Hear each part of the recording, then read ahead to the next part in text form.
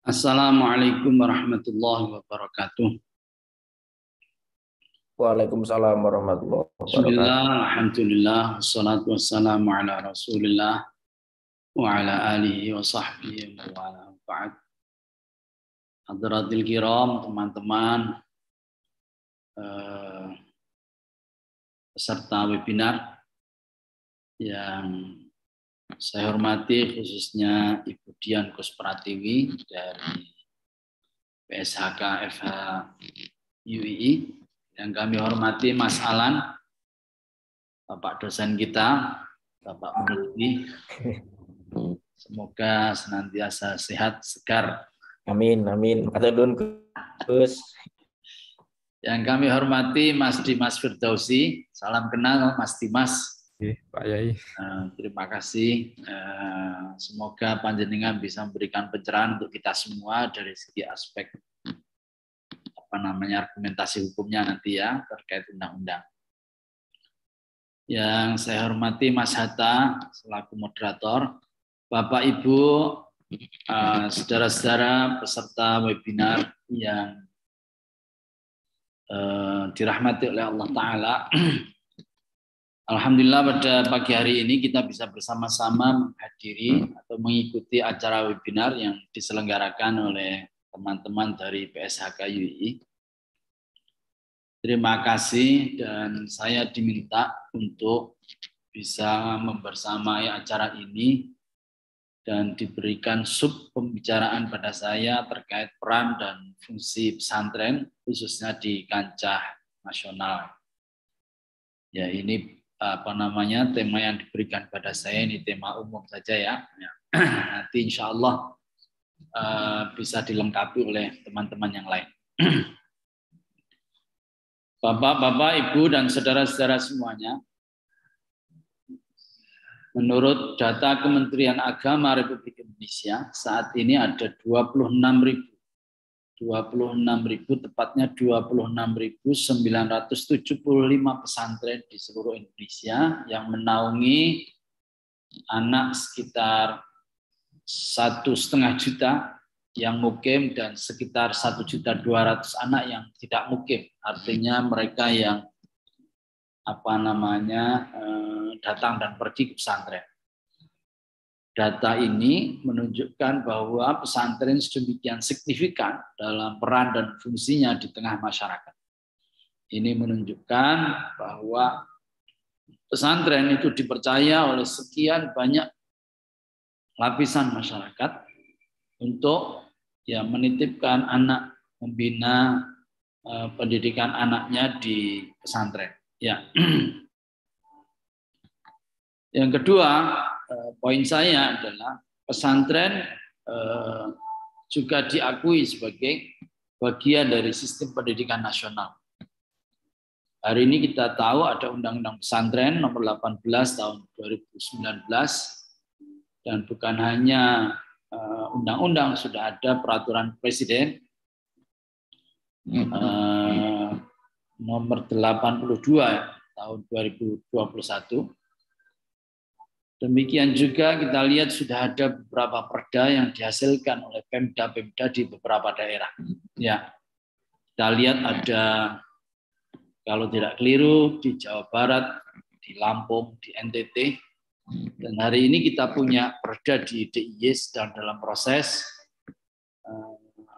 Semoga ini bisa diselesaikan. Terus terang ini terima kasih kepada Mas Alan dan teman-teman, khususnya dari UII yang telah juga ikut membantu kita semua merumuskan perda untuk pesantren di daerah istimewa Jakarta. Semoga apa yang dihasilkan memberikan manfaat untuk kita semua. Berkah untuk UII utamanya. Amin ya rabbal alamin. Amin, amin.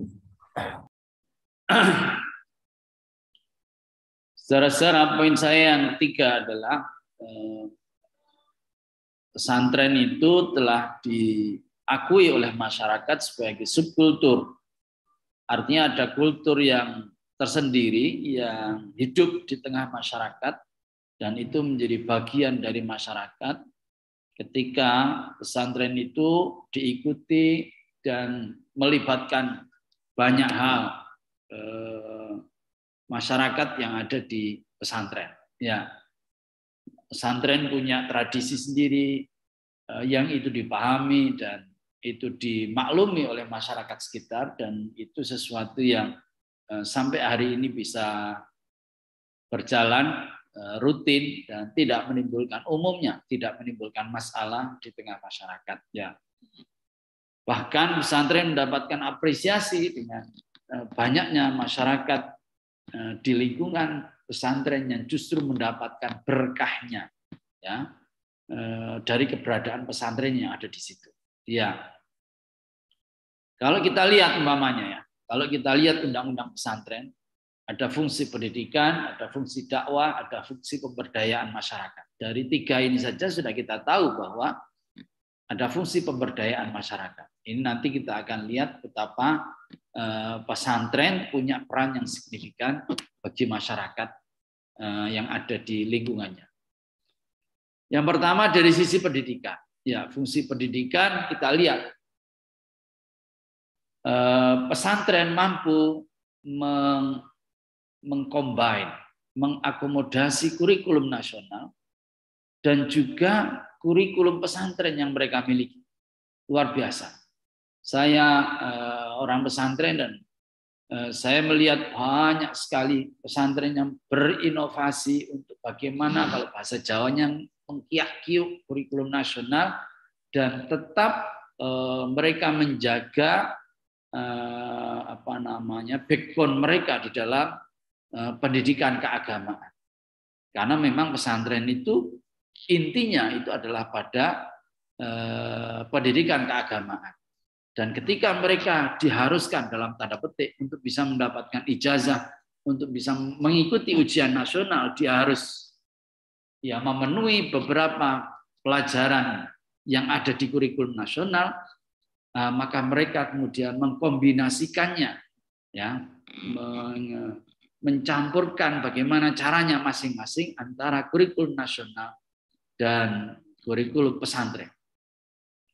Dan hari ini kita harus jujur, tidak ada kiai yang tidak melalui pesantren. Sebaliknya kalau kita lihat dari lembaga-lembaga pendidikan Islam saja yang diselenggarakan oleh kementerian, kalau itu saja hampir tidak ada yang menghasilkan ulama yang betul-betul bisa tafaqquh fiddin. Ya, artinya apa? Dari segi pendidikan, fungsi pendidikan ini pesantren betul-betul sangat kita harapkan menghasilkan ulama-ulama yang mumpuni, yang mampu menjadi penopang keagamaan kita. Nah, ini sesuatu yang luar biasa. Dan ketika pesantren itu mengkombinasikan kurikulum pesantren dengan kurikulum nasional, hari ini juga luar biasa. Karena apa? Lulusan pesantren juga bisa bersaing dengan teman-teman dari lulusan yang non pesantren untuk bisa mengikuti atau masuk jalur-jalur di lembaga-lembaga pendidikan tinggi yang artinya non UIN, ya, artinya di UGM, di UII, artinya di fakultas-fakultas yang itu bukan fakultas basis agama. Artinya dari segi pendidikan ini sangat luar biasa. Dari segi pendidikan kita lihat banyak sekolah itu ketemu dengan teman sekolah yang lain itu tawuran gitu. Tapi kita tidak, bahkan itu di tingkat universitas ada universitas A sama universitas B tawuran itu loh. Ya Allah, jadi yang dijunjung tinggi sama sekali bukan ilmu gitu, bukan akhlak. Dan yang begini ini tidak ada di pesantren. Tidak ada pesantren itu gelut. Kalaupun gelut itu bukan masalah bertemu dengan ini, tetapi karena soal sepak bola saja itu kemudian gelut. Ya, itu yang pertama. Yang kedua, dari sisi dakwah luar biasa karena fungsi dakwah yang ada di pesantren itu mampu mengkombinasikan lagi antara ajaran Islam dengan adat dan kebudayaan, tradisi resam yang muncul atau yang hidup di tengah masyarakat, yang eksis di tengah masyarakat. Pesantren itu mampu untuk bagaimana itu tidak bertabrakan, bagaimana itu mampu disinergikan. Itu hebat ya. Karena kemudian yang muncul adalah fatwa-fatwa yang tidak galak, fatwa-fatwa yang ya orang bilang fatwa-fatwa yang Nusantara lah. Ya. Artinya yang tidak semena-mena menghakimi nas dan menyatakannya itu sebagaimana adanya. Tetapi ya, dengan cara bagaimana itu bisa dikombinasikan sehingga yang timbul adalah yang toleran, dakwah yang artinya bisa diterima oleh masyarakat luas. Artinya tentu saja ini dakwah yang penuh dengan kedewasaan, dakwah yang dilandasi oleh dasar berpikir dan bersikap yang mumpuni lah, ya tidak tidak gerusa-gerusu. Ini ada di pesantren. Ya, yang ketiga fungsi pemberdayaan masyarakat. Kalau kita lihat dimanapun pesantren itu hidup, itu pesantren bisa menjadi motor penggerak. Penggerak bukan hanya motor penggerak perubahan, tapi juga penggerak ekonomi, penggerak segala hal. Kita lihat di pesantren itu hidup, maka ekonomi yang ada di situ hidup dan mereka alhamdulillah ikut sejahtera. Ya. Dan bahkan pesantren-pesantren itu menginisiasi masyarakat agar ikut serta, ya, ikut serta di dalam melaksanakan atau menumbuh kembangkan pesantren itu sendiri. Ya, ini saya kira satu hal yang positif, ya. Artinya betul-betul pesantren itu menjadi bagian dari masyarakat, bagian dari empowering, ya, yang ada di tengah masyarakat. Gitu. Poin saya selanjutnya terkait undang-undang pesantren, saudara-saudara yang saya hormati, adalah bagaimana kita mensikapi pesantren, undang-undang pesantren. Kita lihat ada Pemda yang masih saja Assalamualaikum. kita lihat masih ada Pemda-Pemda yang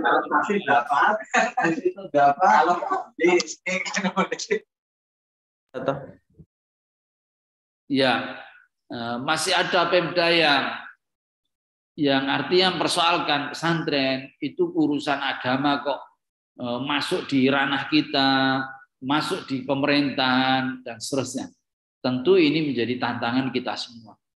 Ya, bagi pemerintah ini saya kira menjadi tantangan untuk khususnya Kementerian Agama memahamkan Pemda bahwa yang diurus ini bukan soal bagaimana pelaksanaan sholat jamaahnya, bagaimana pelaksanaan pendidikannya, enggak. Yang diurus oleh Pemda itu saja adalah fasilitasi. Sebagaimana disebut di dalam pasal 11 dan pasal 12 Undang-Undang Pesantren ini.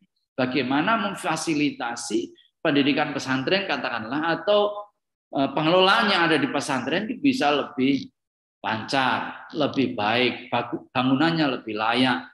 Bagaimana tempat untuk dakwahnya itu betul-betul yang memang representatif dan seterusnya. Ini menjadi bagian dari tantangan Kementerian Agama. Bagaimana memahamkan sesama namanya pegawai negeri untuk bisa paham bahwa ini sudah menjadi keputusan dari negara. Itu. Tantangan kedua tentu saja adalah kepada pesantren itu sendiri. Ya, ketika undang-undang pesantren itu pesantren juga harus siap. Jangan sampai pesantren menganggap wah ini ada undang-undang pesantren berarti ada intervensi dari pemerintah. Tidak. Ini tantangan bagi kita dan elemen seluruh pesantren itu bisa memahamkan juga. Bagian dari seminar ini saya kira adalah memahamkan kepada pesantren bahwa ini bukan usaha tadakhul atau intervensi dari pemerintah terhadap pesantren. Ini sekedar fasilitasi pemerintah terhadap penyelenggaraan pesantren.